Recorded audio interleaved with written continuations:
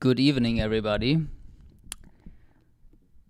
Hopefully, stream works all right. Hopefully, you can hear me. Hopefully, you can see me. Last time we had some issues with the hearing. I was talking to myself for a while. But from my side, everything seems good so far. You guys will complain if it doesn't work out. So, welcome to our live stream on real estate. How to buy real estate in Germany, step by step to your first property or rental property. It doesn't really matter what you want to buy. The logic is always the same. Once you understood it, you can buy it. And the first is always the hardest. So when you did it once, it gets easier afterwards. I'm not going to tell you what to buy though today, because there's no general advice, right? Not everybody should buy the same. It always depends. Some of you come from a big real estate culture, so it's kind of a dream to own the home for the family. Germans aren't. We're a nation of renters. But let's see how it goes.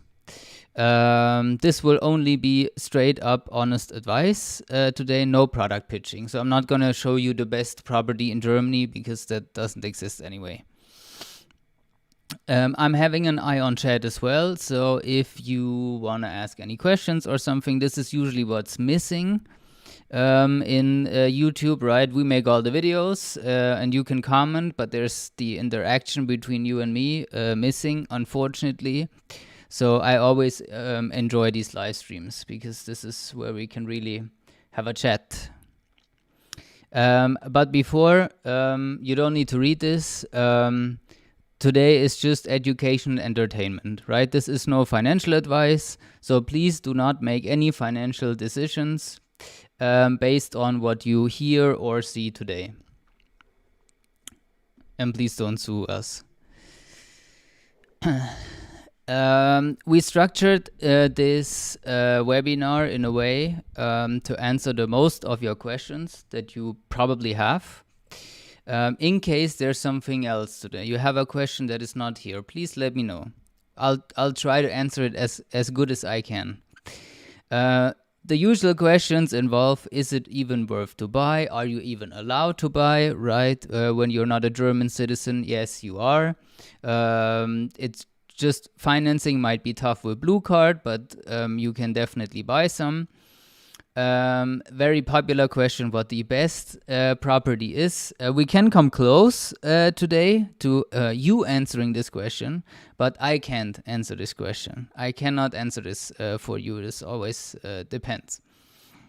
Now let's talk about mistakes, because real estate, it's usually 6-digit investment, right? And if you make a mistake here, this is usually a pretty costly mistake that hurts.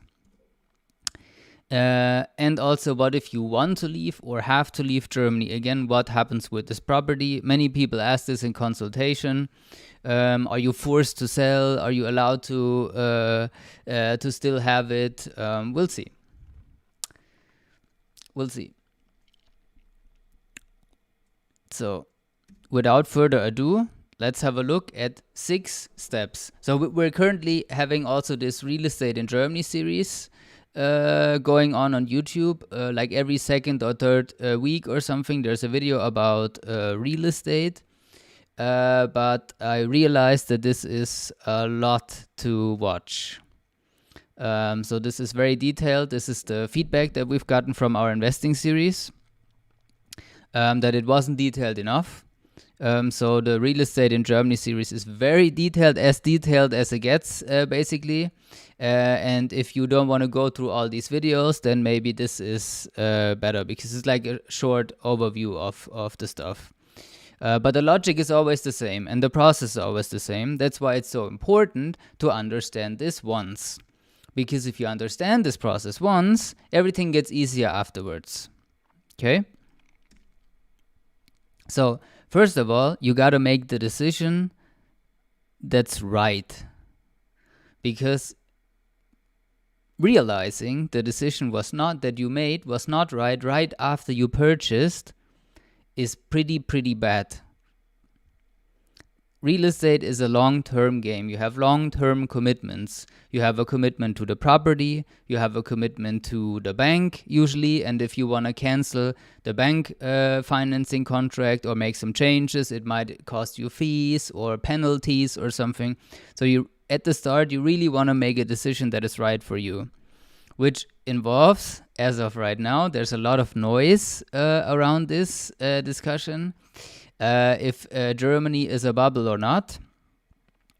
Because if it is a bubble, you don't want to buy now, right? You want to wait until the bubble bursts and then you want to buy, which everybody wants to do, because nobody wants to buy in a rising bubble or before a bubble bursts.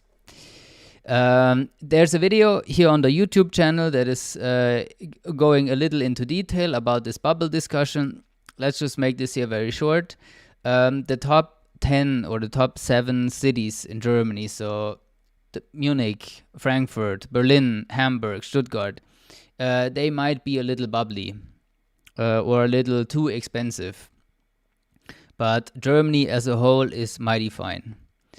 So the demand from tenants is still strong. So it's not Germany as a whole is a bubble. That's for sure. Then you want to know about the benefits and the risks. And this is actually the benefit video, I think, was the last one. And the risk video, I think, is coming out tomorrow, if I'm not mistaken. Because the risk can be substantial. The benefits are usually pretty fundamental, but many people seem to forget this while they're in their nitty-gritty details, and then they forget the bigger picture, unfortunately.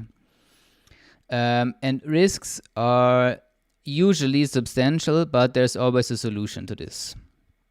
And if you know the risks and if you know the solutions, then you know also if it is a good idea to buy a random property of ImmoScout or maybe there's something better. And then you want to save some equity. Before the pandemic, it was possible to finance 110 or 120% of the property value. So you didn't even have to pay the additional purchasing costs. Not anymore. Not anymore. So the maximum you can get since the pandemic is 100% property value, and all these additional purchasing costs, the ground tax, the notary, the real estate agent if you need one, all of this has to be paid by you. And then it also helps if you have a down payment. So like the rule of thumb is to have like 10% in liquid savings that you can invest into the property. And then there's a lot of other stuff. Schufa as the most prominent one, that's our credit score. And if you have no good credit score, so if you don't have a Schufa of 95, 100 is max, and if you don't have 95, then you're probably not going to get any credit from a bank because you're not trustworthy enough. You want to get your taxes straight, so have tax returns of the last couple of years. Maybe have a PR. Blue card is very tough to finance. Be out of probation period. There's lots of stuff to prepare usually.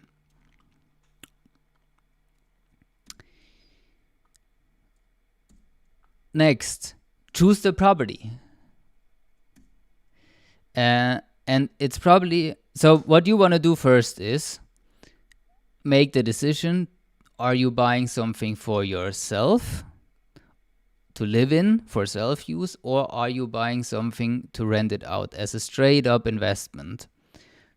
Because if it is an investment, and that's mostly what we're catered to in our Real Estate in Germany series, because financially it is the best. It is way better than buying a home.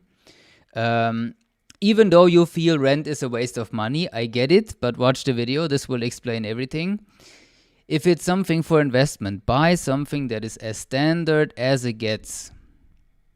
Don't buy something fancy. You don't have to like it if it's an investment. Buy something that is as standard as it gets, so you have the highest chance of renting it out.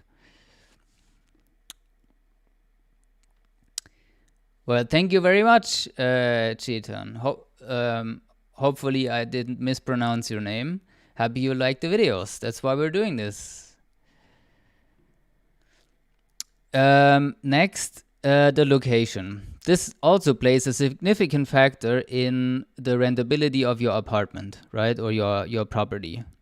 Because the dark gray areas is where nobody wants to live, basically. There's a declining demand. In the gray areas, it's leveled. And then yellow, orange, red, and dark red. So Munich is the perfect example. Not sure if you can see my mouse. No, you can't. So Munich is actually the perfect example, or Berlin, Hamburg, Frankfurt, right? You can see it's super dark red. This is where it gets a little bubbly. You probably want to invest in like the yellow or orange regions where it's still affordable.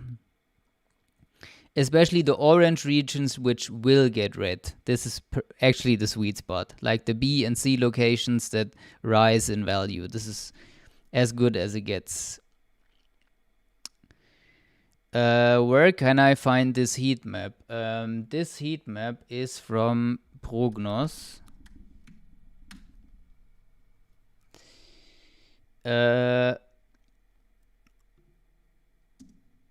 Which is actually a very good question. Prognos Immobilienatlas. It is probably, yeah, should be this one. Should be this one. Okay, location. And then, oh yeah, foreclosure. Apparently in other countries, this is very common, that you wait for this auction in front of court, and then you can find good deals in foreclosure. That's very tough. That's very tough in Germany, because you have to bring money up front and actually go there once. If you're interested in this, go there once, go to court, and check this once. It's a real life ridiculous eBay auction. It's actually incredible how people behave there. It's super crazy. And then lastly, you want to choose the type of property. Not really the property, because location depends on the strategy, but the type of property, right? Clever investors don't think in products, they think in strategies. So you should get the strategy of the property right. And all of these 5 properties, I'll show them to you. All of these 5 properties, these 5 types, they're all fine. None is better than the other. The question is just which one suits your needs, your financial situation. So let's have a look. First one, straight up existing building. You buy this usually at a low price or at a lower price than the new one, which will be here. And it's a predictable price, because you buy it as it is. You buy it as you see it. For the new construction, in Germany we say it takes 10% longer than expected, and it costs 10% more than expected, which is probably about right. Doesn't happen with the existing one, right? But on the downside, it may need renovation soonish, right? New roof, new windows, whatever. For the new one, probably all of you had heard of this KfW. People tell me about this a lot, and it's true. It's really good. So if we try to get it for almost any property financing we can, because it's state. It's from a state-owned bank. It's a super cheap credit, which is very good. KfW in English, if you want to check it out. And for the new ones, you almost always get it if they build it at the highest energy standard. But higher costs and usually unpredictable. And especially if you build yourself, then it's really unpredictable. Then what everybody wants to go for is this Denkmal, right? These monument buildings, because you and me, we all see the advertisements on the internet that you make 12% with real estate here, and it's true. Denkmal has really, really high tax benefits and therefore a high return. So it's a very tax efficient strategy to buy Denkmal properties. But renovation is always a pain, and the state is involved in this. So it always takes a long, long time. And in order to enjoy the tax benefits, you need a really, really high income. So at least 100K per person. So if you're a married couple, 200K or better 250. So of course, the higher your income, the better, because the higher your tax rate. So if you have a lower income than 100K, I get it. This return that they advertise on the internet is nice. But first of all, you won't get it because your tax rate is too low. And this is really where the big boys play. So this is usually the most expensive property type there is. And the price can only be justified by the tax returns. And then lastly, two kinds of properties together where you basically invest in some mega trends. So Germany has the oldest population in Europe right now, and we have a huge demand for living space for the elderly. Also, a lot of students are coming from all over the world. So there's like these micro apartments or student apartments or care facilities or something, which build properties right for these megatrends, which is very cool because it's usually very cheap to get in.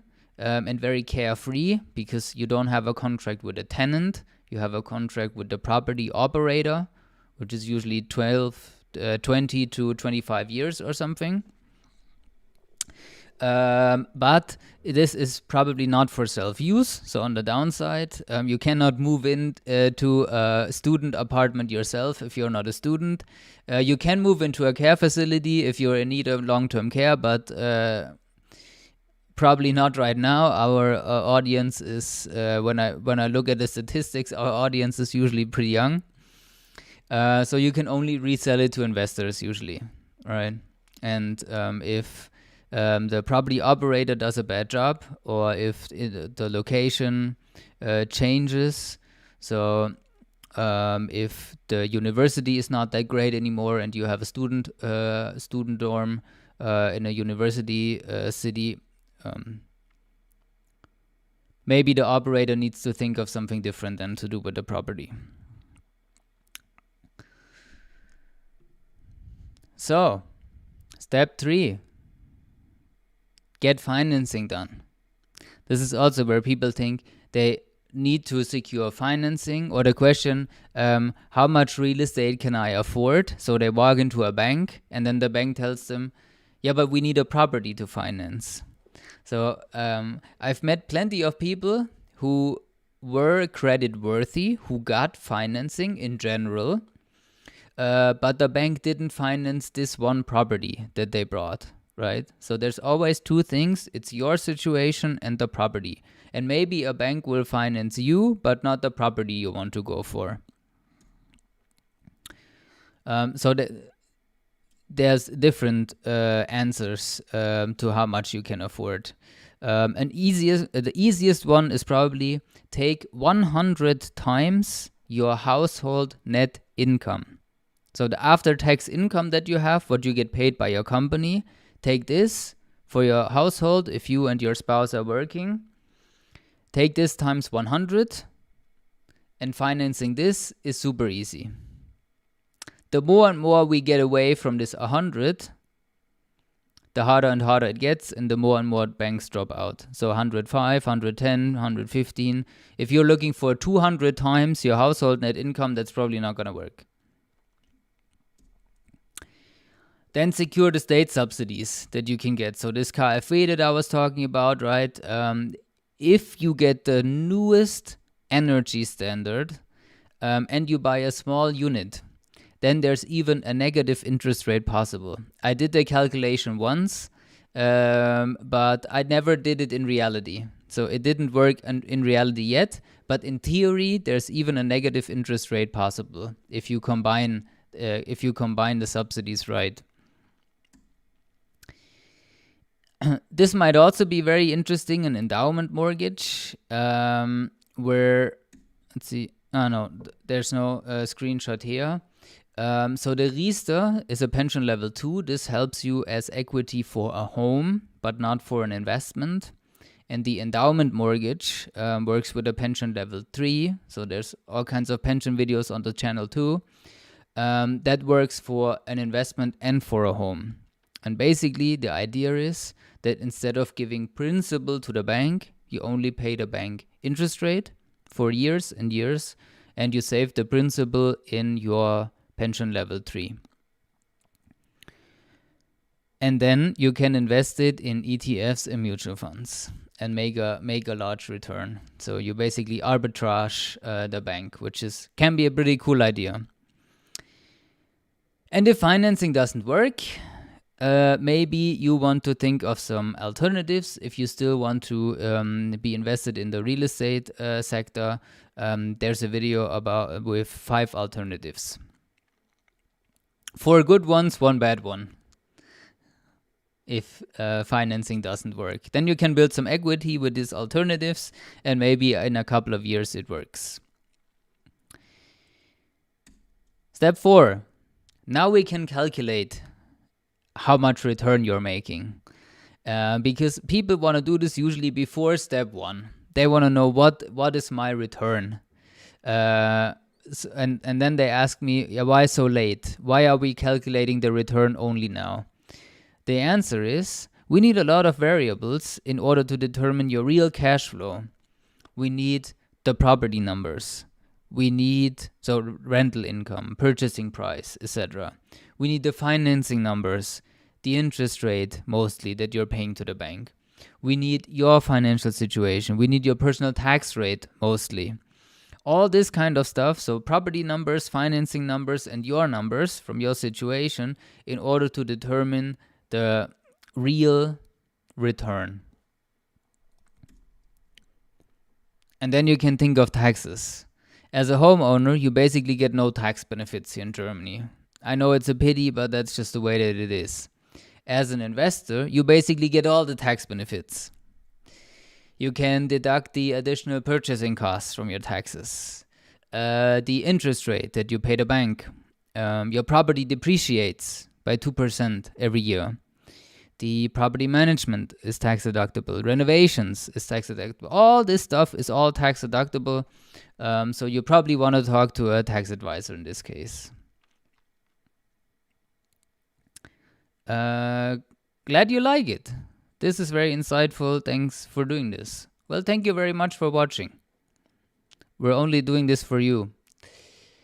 And then the question which comes up sometimes, if people want to build a real estate empire, so basically they want to buy more and more and more, does it make sense to do this with a company? In this case, a GmbH, a German Limited. This can make sense because GmbH can pay, not saying it does always, it can pay only 15% in taxes, while you, as a private person, would pay 42% in taxes. And 15% to 42% is a big difference.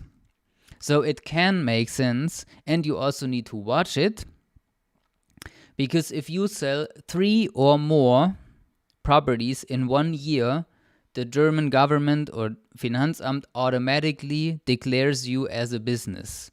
You are not a private person anymore. If you sell 3 in 1 year, you are automatically a business.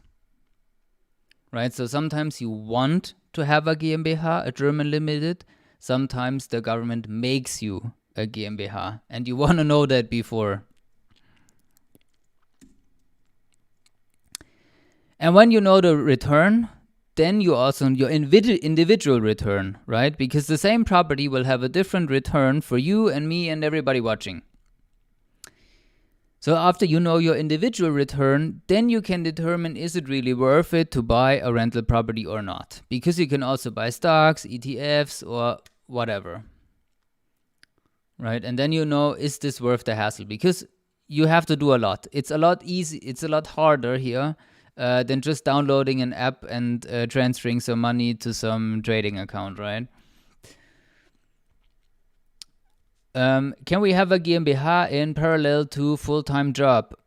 So this, first of all, depends on your visa, right? It may be tough with Blue Card because you're considered self-employed.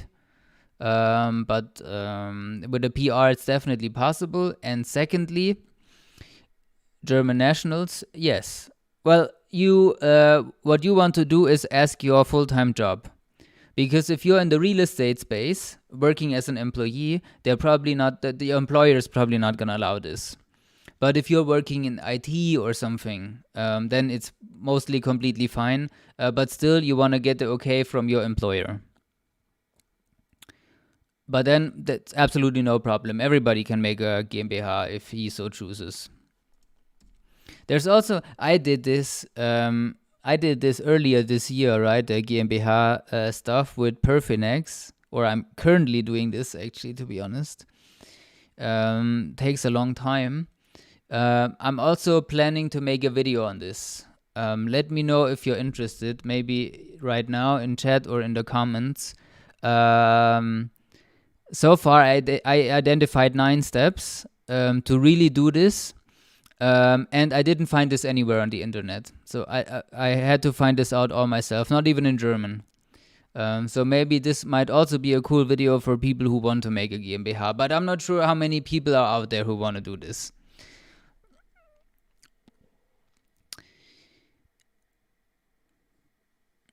Okay, would be great if you can make a video on it. Okay, then let me wait until I'm done so I can tell you in this video how long it took.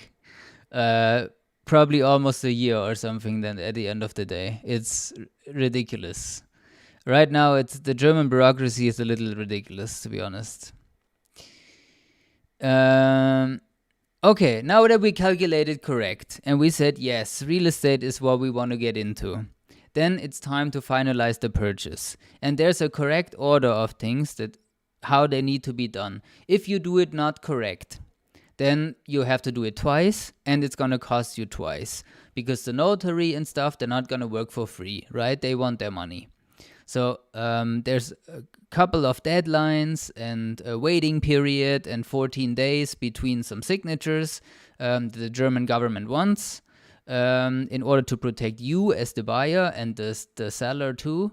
So you might want to know these deadlines first.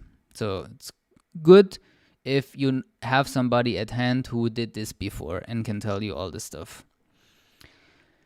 And then you might want to translate the purchasing contract because all of this stuff will be in German. Also, for the notary appointment, if you don't speak German, you need a translator. Because the job of the notary is to make sure that everybody understands what's going on. And if you only speak English and he's going to read everything in German, then the likelihood that you don't really understand what is going on is there, so you need a translator. Can be your neighbor or something. It doesn't have to be an official one. Just not your brother or something. So no relation. Not wife, not parents, brother or something. Take someone who's not related to you. And then there's a couple of to-dos afterwards. So after you signed it with a notary, one might think that you're the new owner now. Not yet. So not officially. Basically, the notary is only you make the wish to purchase the property. But there's some to-dos afterwards, which again, you have to do this in the right order in order to become the legal owner of the property the fastest.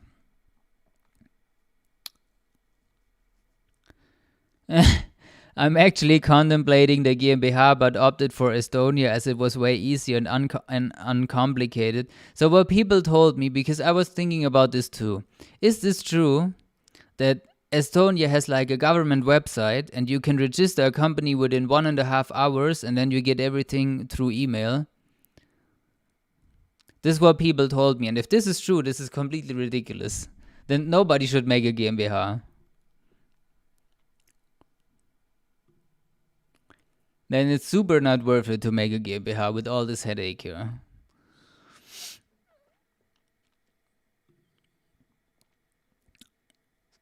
Let's see what you're saying. While we're waiting, after you purchase the property, get some proper insurances, right? Insurances save you a lot of headache. Some insurances are even mandatory. For example, a house insurance is mandatory, not household. Nobody cares. But a house insurance is mandatory in order to protect you and your investment in case it burns down, for example. This is what we're currently looking into before the video. Is Airbnb a good idea, or is it maybe a good idea to let a professional property manager handle everything for you, and how to leverage after you bought the first one, which is the hardest, to buy a second one and the third one and continue this if you like it. How to sell it? Probably after 10 years if you can. Wait for the speculation period to be over. It's actually the same speculation period as with crypto, because you make income with it.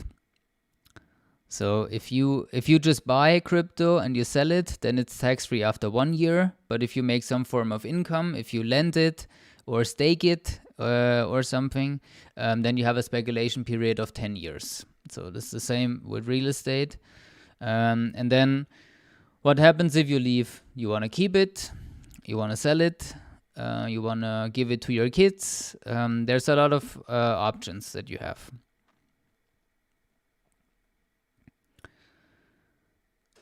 So these are the 6 steps. With this, you can buy. The video will be online afterwards, by the way, so you don't need to screenshot this or something. The video, you can if you want, but the video will stay online.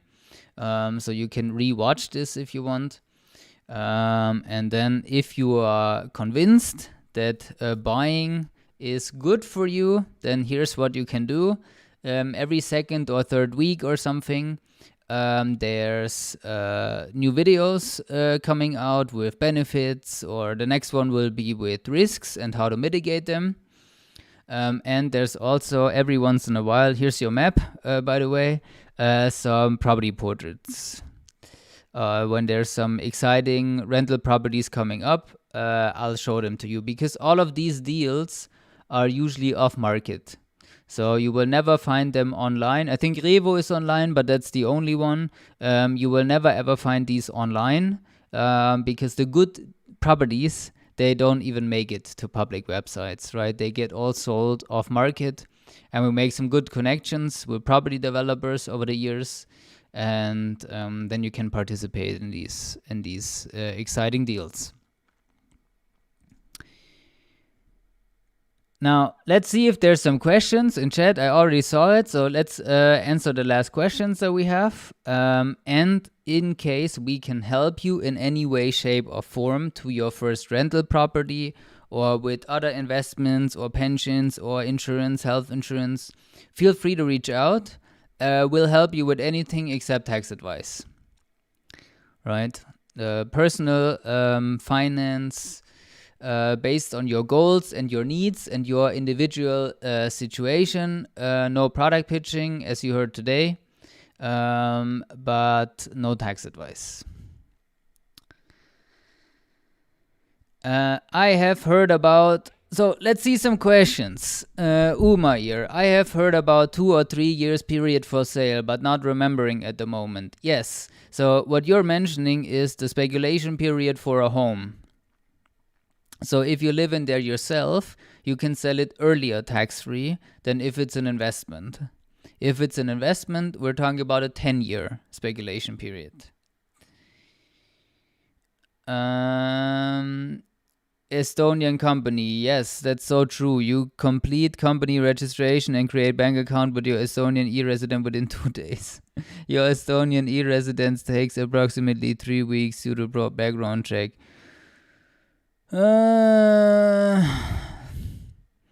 Unfortunately, or maybe not unfortunately, but if you want to do financial advice here in Germany, you cannot have an Estonian company. So that's unfortunately off the table for PerFinEx.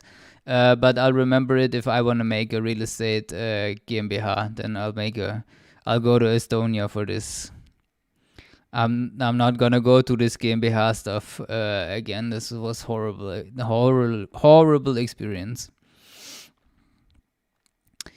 Do you have any newsletter on good deals in Berlin? So we have our one property portrait newsletter where we send these property portraits that I just mentioned, these exciting off-market deals. You get them before they get released on YouTube, like a week earlier or something. But there's hardly anything in Berlin. I think for the last years, there was like one or something, like Munich too. It's usually maximum on the outskirts, because Berlin there's no real exciting deals. It's too expensive. Like Munich City too, too expensive. It's not worth it. Don't buy this. Also, banks are getting hesitant. So a couple of months ago, I had clients who wanted to buy something in the middle of Munich here for like 600 something. And the bank said, no, it's not worth 600 something. It's only worth 500 something. So I think there was an 80K discrepancy or something. So way more than 10%, where the bank said, you may be willing to pay 600 for this, but this is not worth 600. This is ridiculous. It's only worth 500 something. And then they're only financing 500 something. And probably the same thing will happen in Berlin too, if you want to look in the middle of Berlin and Frankfurt. And so, I mean, if it's in home, you have no other choice. But if it's an investment, I would stay away from these top 10 cities. I would definitely stay away from these cities.